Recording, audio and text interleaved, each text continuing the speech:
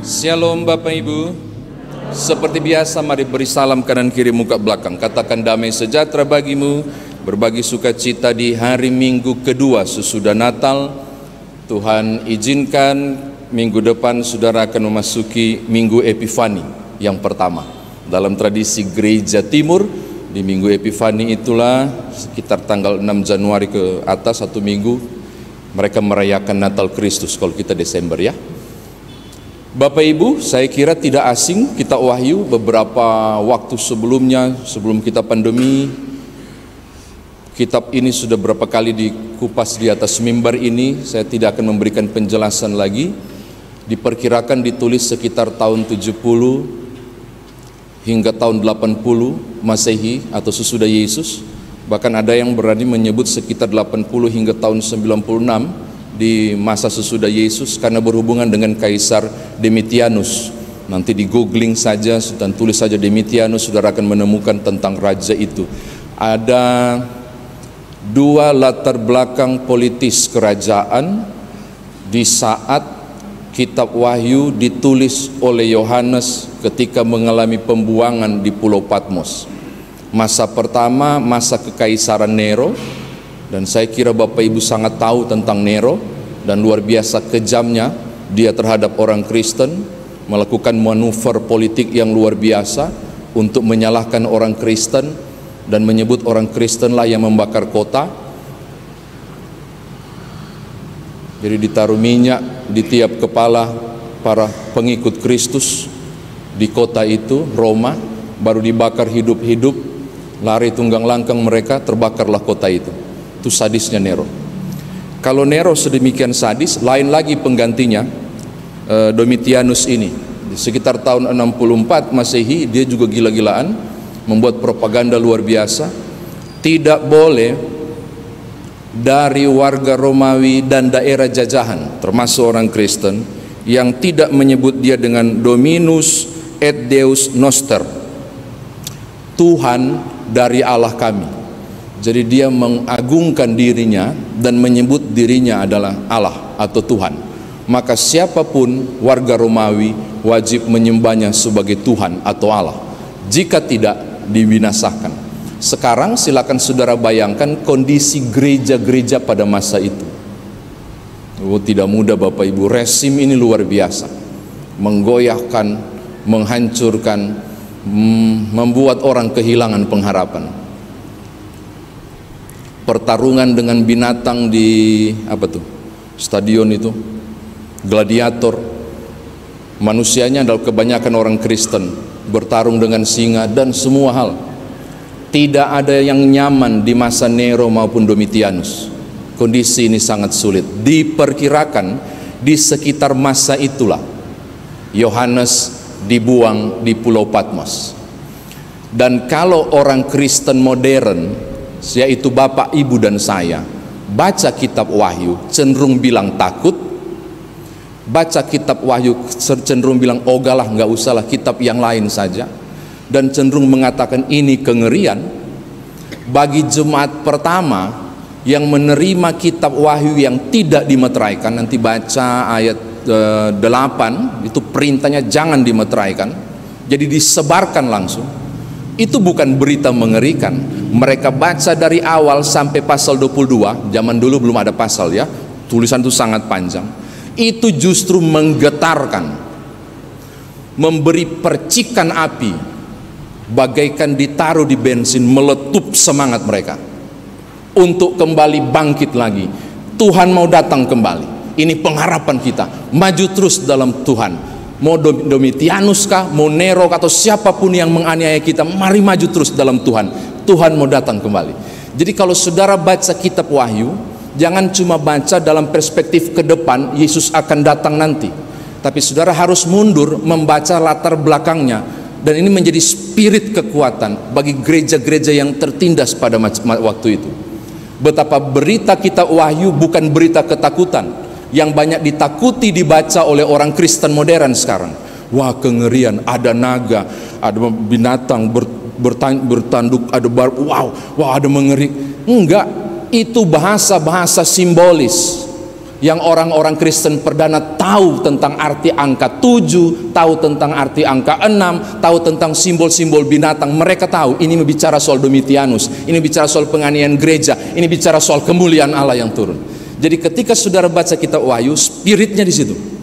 Betapa kelegaan terjadi. Tetapi jangan cuma lupa mundur. Saudara juga harus baca ke depan. Bahwa kitab ini tidak pernah dimeteraikan.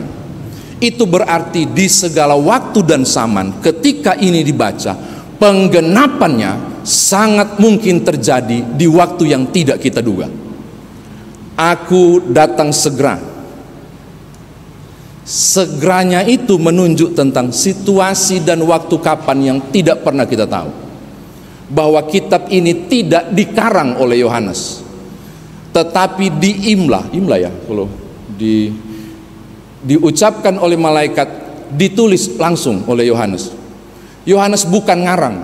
Ini berita yang dia dapatkan, ini pewahyuan yang dia terima, yang penggenapannya belum terjadi, tentang eskatologis. Tapi tentang kehancuran Nero dan Domitianus yang disimbolkan dengan beberapa gambaran di sini sudah terjadi. Tetapi khusus kedatangan Kristus belum terjadi. Bahkan masa 1000 tahun yang sedang ditafsirkan luar biasa lagi dicari oleh para ahli kitab, yang mana bagian itu? Apakah zaman sekarang? Who knows? Tapi kalau saudara baca tanda-tanda yang Yesus katakan di Injil Matius pasal 25, bangsa melawan bangsa, anak-anak mulai durhaka pada orang tua, bla bla bla, kita menemukan tanda-tandanya. Kayaknya sudah masuk di zaman-zaman akhir untuk menuju pada akhir zaman. Tapi kapan itu segera datang? Misteri. Tetapi kembali ke teks tadi, berita ini menguatkan dan meneguhkan. Maka saya mau katakan kepada saudara, ketika membaca teks terakhir ini pasal terakhir ya, Wahyu 22 ayat 6 sampai 7, taruh di sini. Dan di logika berpikir serta iman saudara, penggenapannya sudah dan sedang terjadi. Kelegaan bagi gereja-gereja abad pertama, tapi juga pengharapan iman bagi kita nanti, tentang saatnya nanti Kristus datang kembali. Saya kira demikian firman Tuhan ditafsirkan. Nah sekarang, sesederhana bagaimanakah saudara merespon kebenaran firman Tuhan ini? Ada dua hal Bapak Ibu. Saya sebut dengan menunggu. Yang pertama yang harus saudara dan saya buat tentunya adalah menunggu. Menunggu, saya tahu adalah perkara yang tidak mudah. Menunggu adalah pekerjaan yang membosankan. Saya menyebut beberapa tokoh di Alkitab yang nunggunya juga sangat lama. Nuh menunggu 120 tahun setelah perintah membangun Bahtera. Bapak Ibu pikir itu 1-2 minggu dia bangun Bahtera. Perintah pertama itu 120 tahun. Penggenapan hujan mulai turun adalah setelah 120 tahun. Atau Abraham diberitahukan sejak awal, lu akan punya anak. Kan dia mengatakan, semua engkau beri Tuhan, tapi engkau tidak memberi aku anak. Keluar, lihat itu bintang, hitung sendiri. Itu kayak berita pengharapan. Tapi pada masa-masa pertahanan imannya hampir goyah, dia mulai merasa PHP, pemberi harapan palsu. Belum dapat, sampai kemudian masuk ke usia 99 tahun belum dapat. Yang saya mau katakan, tidak mudah menanti penggenapan janji Tuhan. Atau saudara bisa menemukan tentang Musa. Musa, engkau akan mengeluarkan umatku 600.000 lebih. Bukan segera keluarkan, dia harus tunggu 40 tahun di padang gurun, baru kemudian bisa bersama-sama dengan Harun menghadap Firaun. Atau ketika saudara bicara Daud, itu bukan membalikkan telapak tangan. Bayangkan Saul ada, tiba-tiba Tuhan minta lantik Daud ke Samuel, dan betapa happy-nya Daud. Tapi apakah dia jadi raja? Enggak, diburu oleh Saul. Saudara pernah dengar tentang terapi gua Adulam yang harus dia alami. Kocar kacir dia, tidak langsung duduk takhta. Dia harus menunggu beberapa tahun sampai finish waktu itu. Yang saya mau katakan kepada saudara, menanti penggenapan, engkau dan aku ada di UBM, Universitas Belajar Menunggu, dan kekristenan saudara diuji di situ. Itu dia Bapak Ibu. Kita diajak untuk masuk pada kondisi universitas belajar menunggu. Banyak orang, barangkali juga saya dan saudara, sedang berkuliah di situ dan belum lulus-lulus. Tidak mudah menanti penggenapan. Andai kata orang Kristen zaman 90 Masehi itu masih hidup, barangkali mereka bertanya, bagaimana mungkin? Kalau kita lagi mengatakan dari berapa minggu lalu teks ini dibaca, tahun pertama si pendeta Nyoman mutasi di sini, dikupas juga kitab Wahyu, sampai sekarang Tuhan nggak datang, silakan tanya gereja-gereja abad pertama yang pertama kali terima ini. Lebih dari 2000 tahun penggenapannya belum ada. Maka yang harus Bapak Ibu dan saya buat adalah menanti. Habakuk pasal 2 ayat 3 itu bagus banget. Sebab penglihatan itu masih menanti saatnya, tetapi ia bersegera menuju kesudahannya dengan tidak menipu. Apabila berlambat-lambat, nantikanlah itu, sebab itu sungguh-sungguh akan datang dan tidak akan bertangguh. Jika saudara rasa terlalu terlambat, jika saudara rasa terlalu lama, Habakuk bilang nantikanlah itu. Maka apa yang Bapak Ibu lakukan? Yang kita lakukan hal pertama adalah menanti. Menanti dengan sungguh-sungguh proses yang mau dinyatakan pada penggenapan kitab Wahyu ini. Waduh, nanti bagaimana?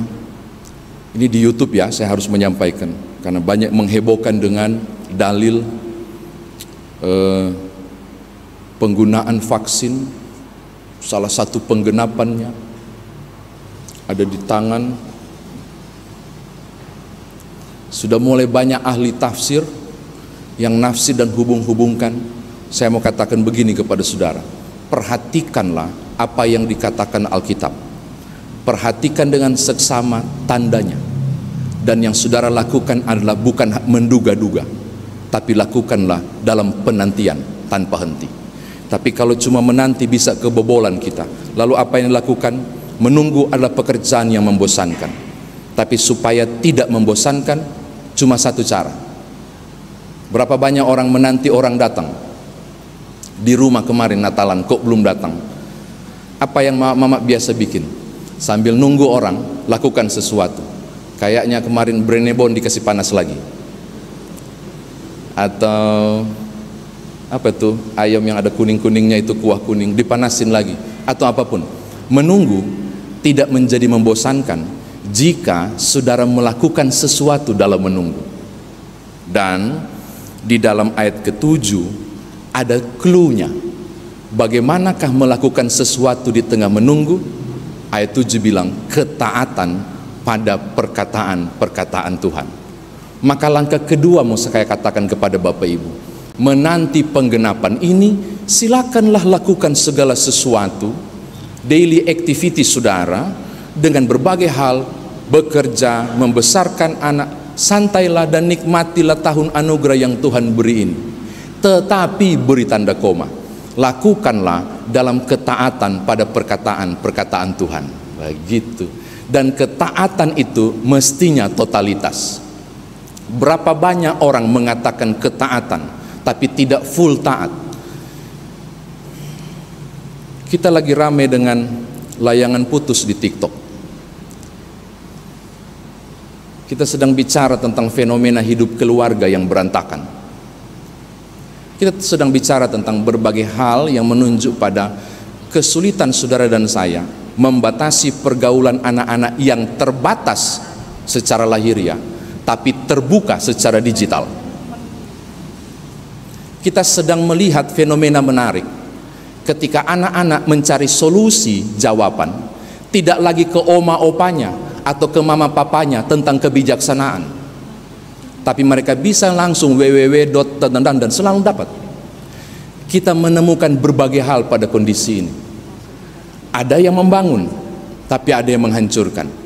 Proses kedua harus saudara masuki, bukan cuma menunggu, tapi membuat ketaatan total terjadi untuk perkataan-perkataan Tuhan digenapi. Yang saya mau katakan adalah full total harus dilakukan di dalam ketaatan sambil menunggu kedatangan Tuhan. Ada seorang anak, bukan kisah nyata, saya baca di buku 1500 cerita bermakna ya, atau buku ilustrasi apa itu. Pak, saya sudah mau naik kelas 3, kayaknya sudah bisa urus SIM motor, boleh nggak dapat hadiah motor? Bolak-balik itu aja persoalannya dengan papa dan mamanya dia datangi. Sudah bosan dengan permintaan anaknya, boleh kata papanya. Lakukan 3 ketaatan perintah ini. Pertama, kau belajar benar. Paling tidak masuk 10 besar, harus 10 besar. Yang kedua, rajin baca Alkitab, rajin pergi ibadah. Yang ketiga, ini kan sekolah online tuh, kadang kau punya rambut gondrong, potonglah rambutmu. Dan dia mulai berpikir, melakukan ini atau dapat motor, atau mulai luar biasa dia bergumul. Akhirnya dia mulai belajarnya luar biasa, Bapak Ibu. Ketaatan beribadahnya luar biasa. Hampir semua YouTube gereja dia kunjungi, dia beribadah. Bahkan penelan Alkitab di beberapa media dia ikuti, dan anak ini luar biasa. Benar, bukan masuk 10 besar, 5 besar pun dia masuki. Dan begitu luar biasa kehidupannya berubah. Dia datang ke papanya, naik kelas dong, Pak, setuju rapornya.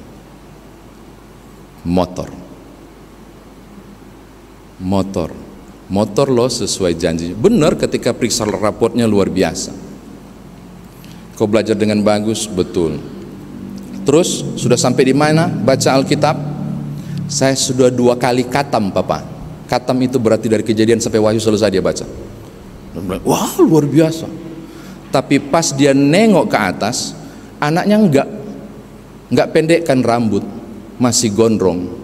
Papa bilang, nggak bisa nak, nggak bisa sayang, harus potong, harus 3 ini, kalau enggak dapat. Itu soalnya Papa, kata dia. Setelah saya baca beberapa artikel budaya Yahudi dalam konteks Yahudi Ibrani pada masa Yesus, sesungguhnya para pria-pria dewasa, Papa, itu berambut panjang. Dan saya menemukan beberapa penemuan yang menarik di manusia kain kafan. Coba lihat, gara-gara disuruh belajar tuh gila-gilaan tuh, manusia kain kafan, yang kain kafannya disimpan di Turin, dan ada gambarnya. Prototipe yang keluar dari sinar gama ketika Yesus bangkit itu membekas di kain kafan itu. Terpotret luar biasa bahwa kalau benar itu kain kafan Yesus, maka kemungkinan besar berarti Yesus di situ. Terpotret luar biasa, Papa. Apa itu nak? Yesus pun rambutnya gondrong. Papanya bingung, bilang apa? Jadi aku mau seperti Yesus, Papa. Ada orang tua yang bisa jawab? Nggak bisa. Jadi iya Papa, saya ingin seperti Yesus. Maksudmu? Yang gondrong, Papa. Dan saya taat pada perkataannya. Papanya muter luar biasa, gimana anak ini untuk gol syarat ketiga ini.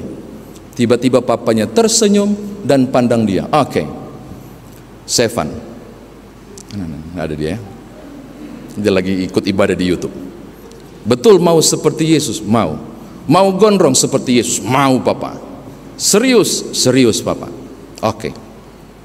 Kau tahu umur berapa Tuhan Yesus melayani? 30 tahun, Papa. Tahu lu anak itu. Berapa lama pelayanannya? 3 tahun, Papa. Dan kemudian wafat di kayu salib 33 tahun, Papa. Anak hebat banget nih anak ini. Oke. Kau tahu ke daerah-daerah mana? Papa dari Galilea kemanapun pergi memberitakan Injil. Oh bagus nak.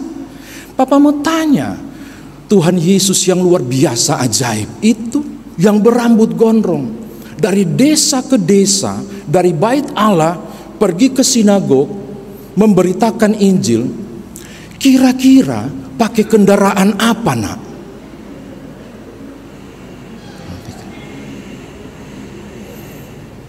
Jalan kaki, Papa. Oke.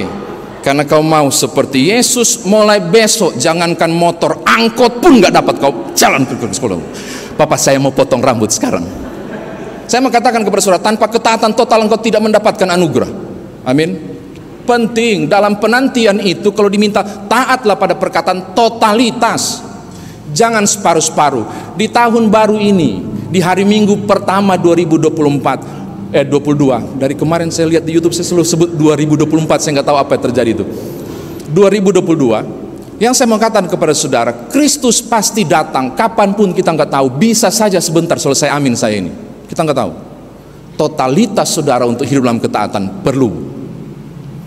Lanjutkan kehidupan seperti biasa, tapi jagalah jalurnya supaya hidup dalam kebenaran firman tetap saudara lakukan. Selamat hidup total dalam ketaatan. Kiranya kalaupun dia datang segera dan itu digenapi, engkau dan akulah yang akan memenuhi undangan itu. Amin. Tuhan berkati Bapak Ibu. Haleluya. Amin.